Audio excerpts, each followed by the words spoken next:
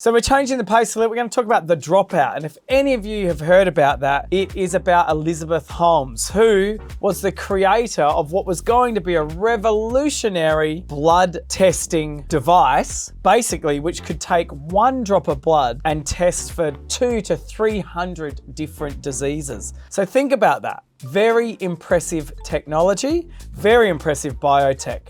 But all wasn't as it seems. And The Dropout is what I'm saying is one of these new format podcasts. And the cool thing about it is it takes things from the deposition, court cases, news reports, and it puts it all together into a podcast, which is done by the ABC, very well put together. And it combines a whole history of how she got started. And I don't want to talk about the actual podcast too much because it was absolutely amazing. It's about Theranos, and she was the youngest self-made billionaire at the time, all with the desire to be the next Steve Jobs, to a stage where she was actually dressing like Steve Jobs and even changing her voice like Steve Jobs. What do you dream for?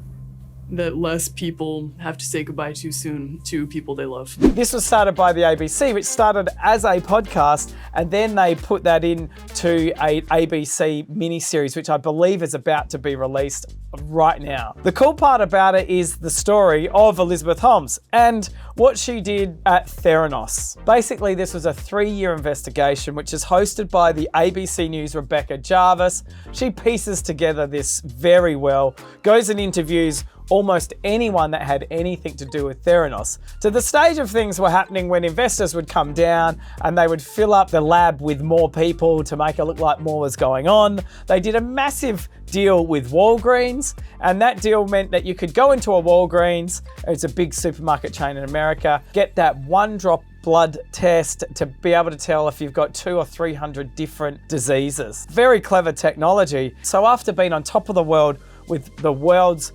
youngest self-made female billionaire in America, she then got the world's most disappointing leader title from Forbes magazine not long after that. It's very interesting to see what happened here. Many lives were at stake, and you could definitely say there were some things going on that weren't above board, or should I say below the blood. That's right, a very bad joke there. So this came through as a massive fraud, and she had to relinquish her position. Moral of the story is she's actually not in jail. So when you hear that people were going to these places, giving up a drop of blood and getting all these tests that might not exactly been accurate, you got to ask yourself, is that ethical by any means? This portrays a very interesting way that people look at business and business leaders, and how the hell she is not in jail absolutely staggers me, but we'll see what comes next. My recommendation is go listen to this. I've listened to this from start to end. It is quite a gripping podcast. I give it 5 out of 5. Absolutely love it. Highly recommend. Anywhere you listen to podcasts, go listen to it. The Dropout.